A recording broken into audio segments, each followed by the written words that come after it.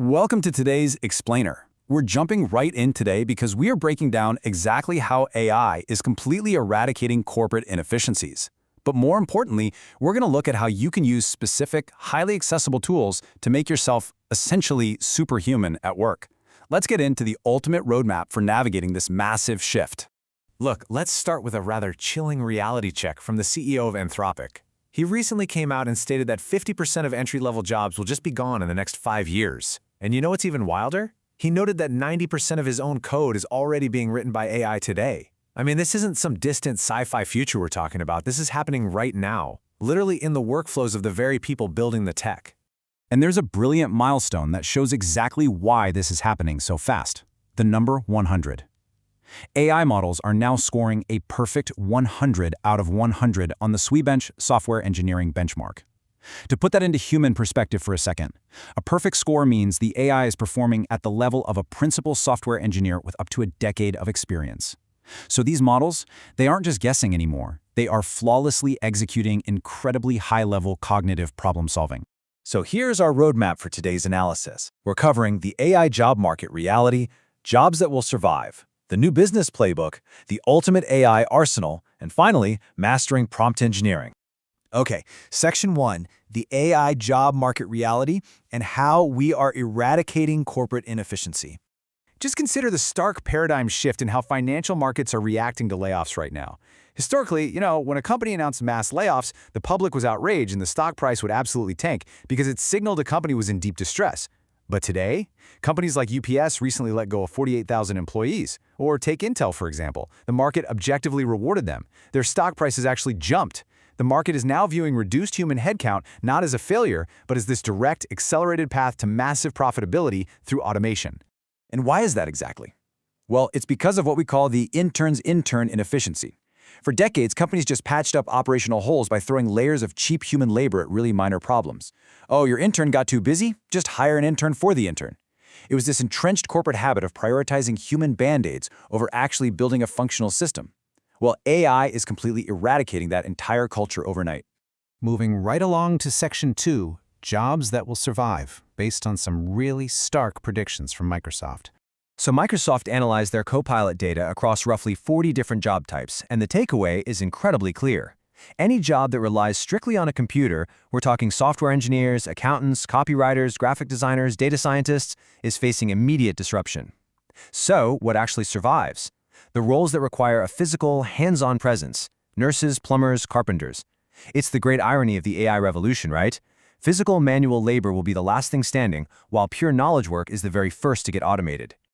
All right, Section 3, the new business playbook and how we're pivoting to SME opportunities. Now, if you're looking to actually build wealth in this new economy, you can pave a highly lucrative path by stepping in to solve 3 specific bottlenecks for small and medium enterprises using AI. First up, lead generation. You can deploy AI to instantly spin up hyper-targeted ads and landing pages. Second, customer contact. You can now build AI voice agents that handle inbound and outbound calls 24/7, and you don't even have to write a single line of code. Third, growth strategy. You can use AI to consult these businesses on optimizing their internal procurement and processes. You literally become a one-person agency powering their entire growth. And this is ushering in a totally new business model. We are pivoting away from the old software as a service directly into service as a software. Imagine a massive telecom company that used to need 100,000 customer service reps. Under this new model, automated software handles 99% of the interactions, and it's backed by a tiny, highly efficient human service layer for only the most complex escalations. You're providing the full service, but the whole shebang is powered almost entirely by software.